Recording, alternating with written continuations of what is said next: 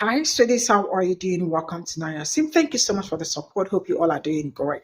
This might be a little bit longer, but follow me, right?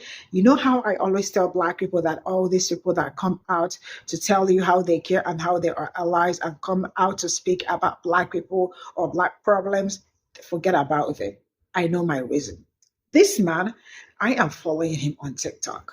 And this man came out to scream about how the government, it's only the rich that is getting richer, the poor are getting poorer, how life is bad, and how they are like Black people who are just going through it and the rest of it. Guess what? This man voted for Stein. I remember going back and forth with him last year when he said that he was going to vote for Stein, that Kamala Harris was never ever going to bring any change, right? And I told him because I remember that he was coming up for governor. He wanted to be the governor of West Virginia. So I was like, man, how could you, how come you are a politician, but you actually do not know anything? I remember saying that in one of his videos, but I can't remember the exact one. So I ended up going back to look for my conversation from last year videos he made before election, okay, before election and after election. So I ended up finding one and also a video of him coming out to say that he is getting so much hate because of the person he voted for. See, I remember telling him that you are a politician, but you are not politically smart. Boy, bye. I am going to put it somewhere. So you see that you see these people, they are not for Black people. Forget it. Let's get into.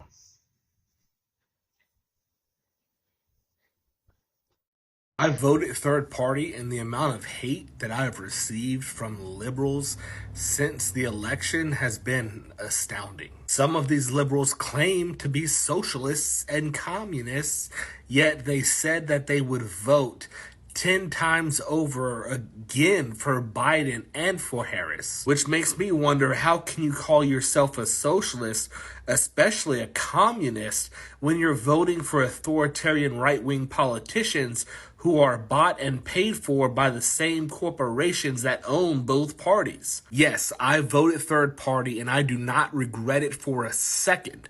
You know why? Because I stuck true to my moral compass and my political leanings. How many of you can sit here and say that you voted for a person and a party that you genuinely believe that will do its best by America and the American people, and not just the lesser of two evils? Because I can. That's what my third party vote did for me. The United States government didn't stop killing black leaders because they had some moral awakening. They stopped because they didn't need to anymore.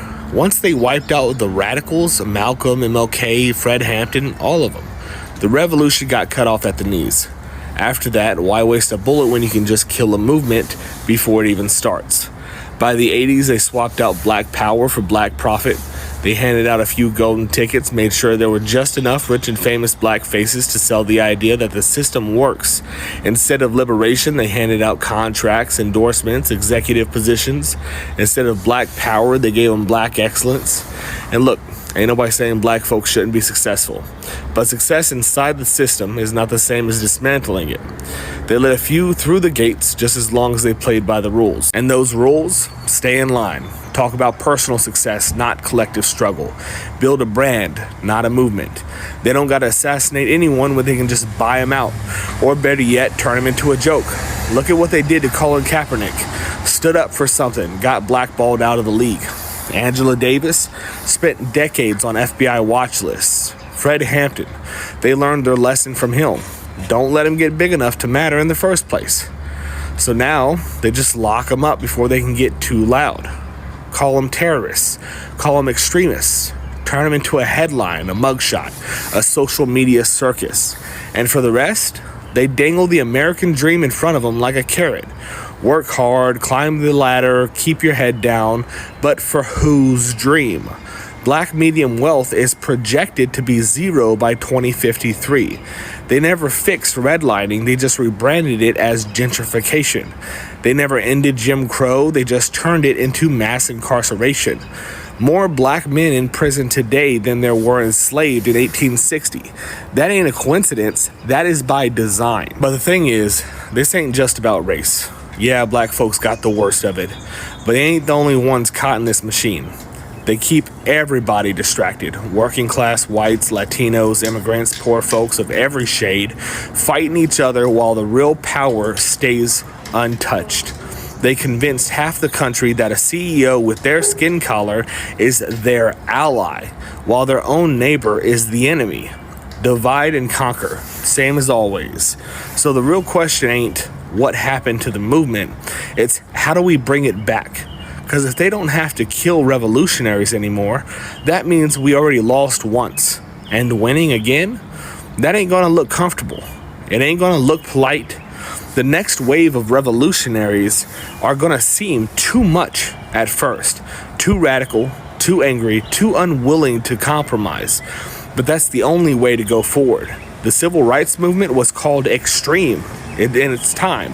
The labor movement was called un-American. Every fight for freedom has been smeared before it's been won. So what's it going to take? Because if history's got anything to teach us, it's that nothing changes till people get real uncomfortable. The system don't break itself. The question is, are we ready to break it? When the rich rob from the poor, it's called business. When the poor fight back, it's called violence. This is a class war. Every single day, the rich get richer off of our backs. They suck the blood out of the working class like leeches, then turn around and call us criminals when we get tired of them bleeding us dry. They loot wages, pensions, homes, healthcare, then have the audacity to call it free market. But the second we rise up, the second we say enough, suddenly it's law and order. Suddenly the boot comes down harder. I know the game because I played it. I spent a decade in the military, served in Afghanistan, watched good people die from trauma, seen people I served with spiral into addiction and homelessness and suicide, did my job, follow orders, came home and found out real quick the country I nearly died for they had no use for me anymore. You think they take care of their own? Hell no. They take us, break us, and call it service, chew us up, and spit us out. I came back broken. PTSD, manic depression, anxiety, the whole list. Couldn't hold a job, couldn't keep my family together, couldn't afford rent, ended up homeless, and let me tell you something. The government don't give a damn. When I finally had the sense to reach out to the VA, they tossed some pills at me and sent me on my way. Politicians gave speeches about supporting the troops while letting veterans sleep in parking lots and currently gutting the VA services like veteran job programs at the VA. Thousands of veterans have had their jobs stolen from them all across the country by the same people who say they love the troops, and the VA crisis line has been damn near exterminated. It's all by design. Capitalism don't work without a permanent underclass. They need poverty. They need desperation. Because if everybody's got a living wage, healthcare, a home, who's going to take the shit jobs? Who's going to fight their wars? Who's going to build their mansions while barely scraping by? And when we fight back, they send the cops. Because cops ain't here to protect you. They protect capital. They're the guard dogs of the ruling class, always have been. You ever notice how there's always money for prisons, but never for schools? How there's always money for billion-dollar bombers, but never for universal health care? It ain't an accident. It's priorities. And guess what? You ain't the priority. Huey Newton said, "The revolution has always been in the hands of the young. The young always inherit the revolution." Well, it's about damn time we take what's ours. Because voting ain't fixing this. Begging ain't fixing this. The system ain't broken. It's working exactly the way it was built.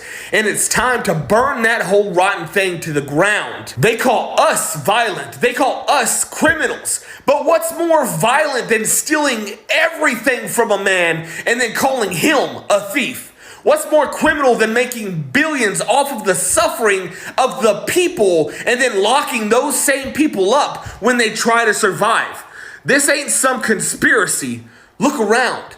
The wealth gap's bigger than ever. Top 1% own more than the bottom 90% combined. 6,000 plus homeless in the richest country on earth, and that's just the ones we know about. 500,000 medical bankruptcies every year. A minimum wage that ain't been budged since 2009 while corporate profits skyrocket. Meanwhile, CEOs make 400 times what their workers make. Jeff Bezos could give every Amazon worker a $100,000 bonus and still be a billionaire. But hey, tell me again how capitalism rewards hard work. No, the system's a rigged casino and we ain't the house. You work till you drop or you starve. You fight their wars or you rot. You stay quiet or you get crushed. That's the deal. That's class war. But here's the thing. War goes both ways, and we ain't got nothing left to lose. Don't ever hear someone say the system is broken? That's a lie. It ain't broken. It's working exactly how it was built to keep the rich safe and comfortable while the rest of us drown. If you're poor, if you're struggling, if you ever had to choose between rent and food, between medicine and gas, between survival and dignity, then you know this system don't fail us by accident. It was designed to. Justice ain't none. You steal food because you're starving, you get locked up. A billionaire robs an entire town blind, poisons the water, hikes up rent, doesn't pay his workers. He gets a tax break. You get caught up with a dime bag, jail. They get caught laundering millions, fines they can pay off in an afternoon. You miss a court date because you got no car, warrant. They miss a court date, their lawyers reschedule. The law ain't about right or wrong. It's about power. And guess who ain't got it? We got more people in prison than any other country on earth. Land of the free my ass. Over 2 million people locked up right now, and most for non-violent crimes. And the majority, poor. Black and brown folks hit hardest. Public defenders drowning in cases while rich folks buy the best lawyers money can get. They say justice is blind. Nah, she just don't look down at the people she's crushing. Meanwhile, CEOs rake in 400 times what their workers make. Walmart, Amazon, McDonald's, their employees need food stamps just to survive. You pay your workers so little they need government assistance? That ain't a job, that's corporate welfare. But guess who gets demonized? Not the billionaires hoarding wealth while the people who built this country live paycheck to paycheck. Not the politicians who give themselves raises while telling you a livable wage is too expensive. Nah, they blame us. The poor, the sick, the immigrants, the workers. Keep us fighting each other so we don't fight them. That's the real game. Division, fear. Keep folks too busy hating their neighbors to notice the man robbing them blind. Left versus right, white versus black, native versus immigrant. None of that matters to the ones in power. To them, we're all just numbers, labor, consumers, votes. As long as we stay divided, we stay weak. As long as we're scared, we stay obedient. But I ain't playing their game, and neither should you. Look around. Who's really screwing you over? The immigrant working 3 jobs or the executive who laid you off and shipped your jobs overseas? The single mom on food stamps or the landlord jacking up rent while the house falls apart? The protester fighting for a better world or the politician selling yours to the highest bidder? We gotta wake up. West Virginians know how to fight. We ain't never backed down from a battle. We fought the coal barons, the union busters, the company thugs who tried to break us. Blair Mountain wasn't just history, it was a lesson. They don't give us justice, We take it. And this ain't just about West Virginia. This is everywhere. If you're tired of the lies, if you're tired of getting crushed while the rich get richer, if you're tired of watching the same corrupt politicians sell us out again and again, then do something.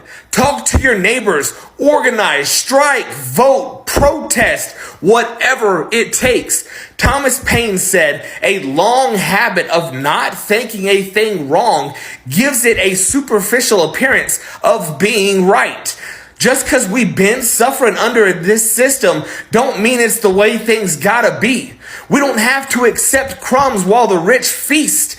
We don't have to settle for leaders who spit in our faces while shaking hands with billionaires. This fight is ours, not just for us, but for our kids, for the ones who come after, for a country that ain't run by corporate puppets and Wall Street thieves. I ain't asking for miracles. I'm asking for action. If you want a change, be the change. Help us take this fight to them. West Virginians don't kneel. We don't beg. We fight. Go to Chase for W. This is all I got from this video. And all I can say is that I am not saying that what he said is wrong. But let me tell you all something. You see this man screaming and shouting on top of his voice. Guess who he voted for? Because I remember telling him, asking him, you want change, and you voted for third party. That is just time. Yes, you heard what I said. He came back with PTSD. He was homeless at some point. His life was very bad at some point, but he voted for this time. I remember going back and forth. I am not telling you. I remember going back and forth after election. That was in November. That he was during the period the election finished and all that, people were going back and forth and all that. And then he said that he voted for third party. So I asked him, why did you vote for third party? Because I remember there was a time he was vying for I think governorship or something in Virginia, or I think, yeah. And I told him that he wasn't going to win because he doesn't look like somebody that will. He doesn't look like a governor, or he doesn't have the charisma to be a governor. We went back and forth. I remember that vividly. I cannot find the comments and all that because he has posted so much videos. One thing I have told us is that you see these people, I do not trust them like you all told me. When people tell you who they are, do not make excuses for them. Let's assume that I have not gone back and forth with him. I probably will be like, oh yeah, I see somebody out there speaking up for the masses or trying, he is not happy with the way the things are going on and all that. And he is speaking up for himself and for other people like Black people and the rest of them, the other people of color, right? This is exactly what I will say. But thank God that I know him, because what he's doing now is ranting. Yes. He convinced also his followers back then not to vote for Kamala Harris. That instead of voting for Kamala Harris, they should vote for Jay Stein. And he voted for third party. And now you all can see what it's going on. Life is hard even for everybody. He was once a homeless person. He served his country. Thanks to him for his services and all that. But still, he did not learn. That's why when I see all this, I've been saying it. That's why when I see all those people coming out to screenshot and all that, I just walk past them because I know some. Why I am saying this is because there are some people that already ran out of TikTok since how many months? Since after the election to this very moment, they haven't come back because they knew the mess they made. Majority of them were trying to convince Black people that they are in blue and all that, and people found out who they voted for. All lies, performative actions, that the way they prefer, like performance, because they want you to see them as the one that is trying to save Captain Medusa. Well, heaven knows that they don't have anyone they are trying to save. They want you to know that they are the all, we have the power to save you, we have the power to cast them back. I am just using this as an example. But they deep down in their heart, they know that they cannot even do anything.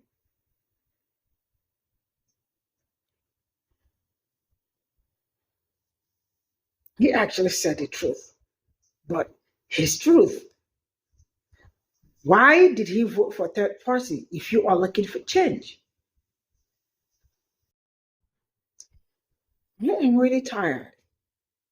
The kind of performance they put out here is really amazing. Bye for now.